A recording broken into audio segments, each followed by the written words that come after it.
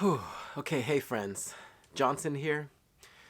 So I just heard the news. 10,000 people were laid off at Meta today. Not long ago, I was in this exact same position. So back in November, I was working at Meta. I was in recruiting, and I was part of the downsize there. And man, first off, yeah, I don't like the word layoff because the way people have been saying it is I got laid off. Like it's something that personally happened to you. And yes, it affected you, but I think that vernacular is just not accurate to what happened. So let me frame this for you, okay? Don't tell people you're getting laid off. Tell them that your company was downsized. And were you a part of that downsize? Yes. Why is that important? It's because being laid off doesn't mean that you're underperforming. It doesn't mean that you're dead weight. It doesn't mean that you didn't belong there.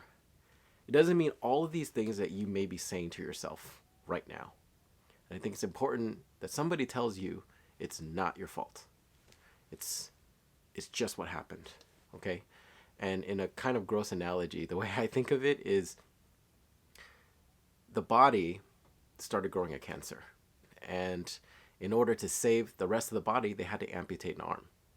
In the case of Meta, they're really big. They got lots of arms. Think of like an octopus or something, right? They could afford to lose a tentacle. And you just happen to be there. And they had to get rid of it, the cancer and the good cells. And unfortunately, it's widespread right now that there are a lot of huge companies having to downsize. And now there are incredible people doing incredible work without a job. So let me just be here to remind you, it's not you. Okay, it has nothing to do with you underperforming. You couldn't have done anything differently to change this course. And the irrational part of you might be saying, yeah, but I could have done something. I should have done something differently. Just know that no, you don't need to talk to yourself that way. Okay, it's okay that you're here now, and things can get better. Now, there is a swarm of emotions that I felt when I went through the downsize, and there's no way around it, right? So take a deep breath. Let everything just kind of sink in. Don't fight it, right? If you need to take some time, take some time. If you feel like you're going down some dark hole and you need somebody there, reach out to someone sooner than later. You know, for me, I needed to disconnect. So that's what I did. I decided to actually take off and go travel for a month. And it was great. It was like one of the best things I could do because I recognized what I needed was to kind of disconnect from all this. I was job searching for months and it wasn't working. And so I decided, like, you know what? It would be great for me to just completely be intentional with disconnecting. So maybe that's in the cards for you. Regardless, it's important for you to take stock of what you need, right? You can think of the Maslow's hierarchy of needs. The very bottom is just like basic survival needs, right? You want to make sure that you can get yourself fed, you can get yourself all of that. So take a look at your expenditures per month. Take all your credit card statements, look at the annual report, divide that by 12, add it all up. Like, okay, this is how much I spend per month. This is how much I have in my savings. I have this many months where I'll be fine, right? Just kind of take stock of that. And so it gives you an idea of things that are tangible. And for those of you who have been very removed from writing resumes and interviewing, I want to tell you that if you're feeling like it's overwhelming, I get it. I get it. This is what I do professionally, and it can be overwhelming for me too, but it does not have to be. So let me give you a starting place. If you're starting from scratch, Or if you feel like it's been so long since you've done your resume that you just like might as well start from scratch, really simple. Okay, start with a master resume. Your resume describes you and what you've been doing, right? And it's really hard to kind of limit yourself to put that into one page, and let alone like sending that to, like one job and say like, hey, I'm the perfect person here. So break it up into digestible chunks. So first, let's blow it up. Open a Google Doc, go to templates, and there are free resume templates you can choose. There are paid versions you can get from Etsy. Just, pick one, right? Just get started. And I want you to just spend 15 minutes on each section so you can just have it like the skeleton there. And then what I want you to do is little by little start dropping everything that you can inside there. There is no page limitation on this one for a master resume. You want to just add everything. You can end up being 4 pages, no problem, right? Now, why would you do this? Why would you intentionally work on something that you can't actually submit as a resume? Because not many people submit 4-page resumes. The reason why is because this is your master resume. This is going to be what you pull from later when you see a job that works for you, because maybe you're not going to be in the exact same thing you've been doing. Maybe you're going to do something a little bit different. Maybe you're going to be doing something that you've been wanting to do, but you didn't get a chance to.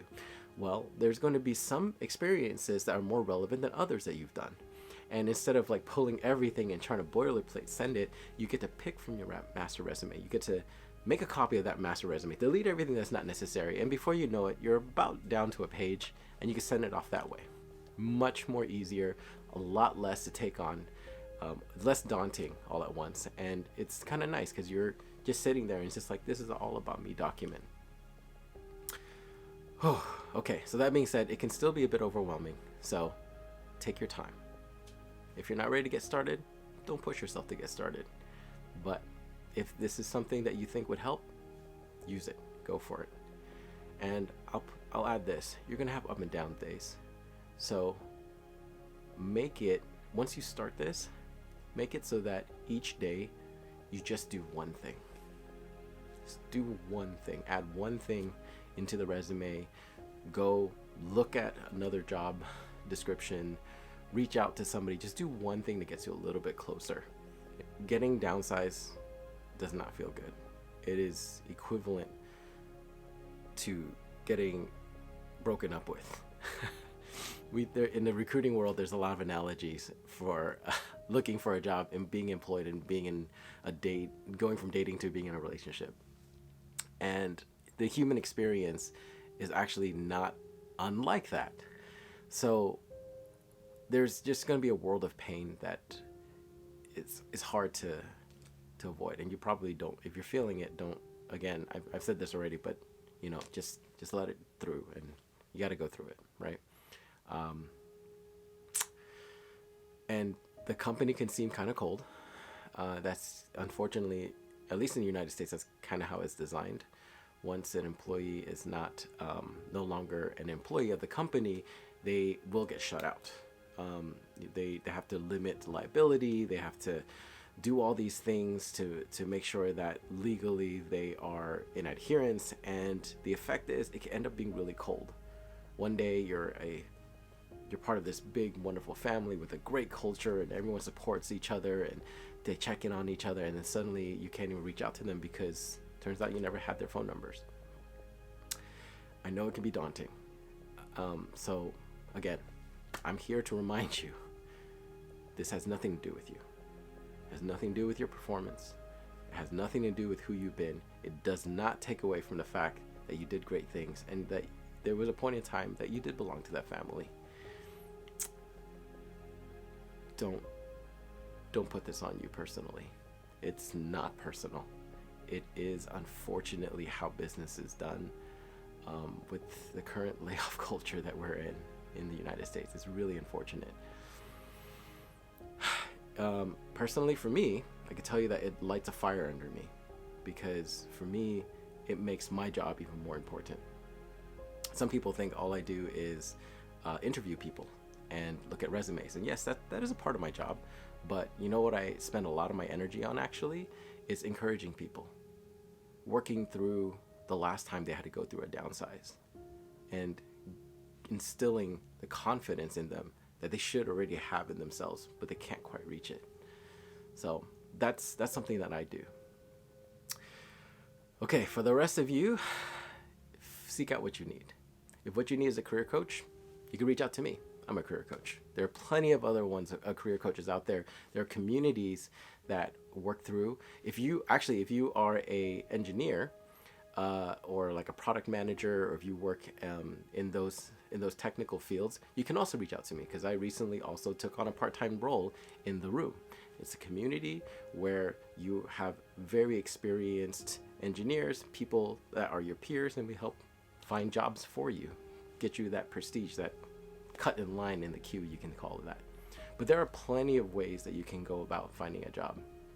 All right, before I turn this into a lesson that I didn't mean to, the whole point of this was I wanted to make sure that you aren't just left in the cold wind and are feeling abandoned and alone, because you're absolutely not. And I know that it can feel that way. If you still have access to your peeps at work, see if you can exchange contacts as soon as you can.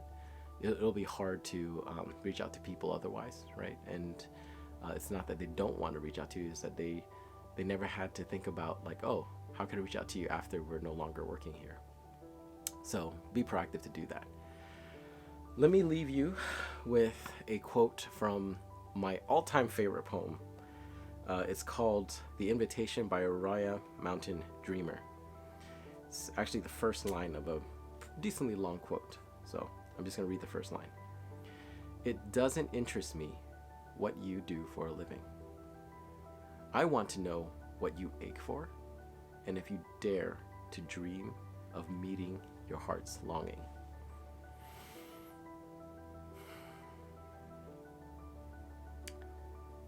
So wherever you are, I feel you. I'm sorry that you're going through this. You don't have to be alone. And wherever you are, there's always something you could do to move forward. And for some, like myself, I'm starting to see this as an opportunity to kind of reinvent what I want to do with my time. Okay, thanks for sitting with my chat, and I hope it helps you. And if you think this can help somebody else, share it. There's a share button, just go for it. Thanks again all. I'm Johnson. I'll see you later. Bye.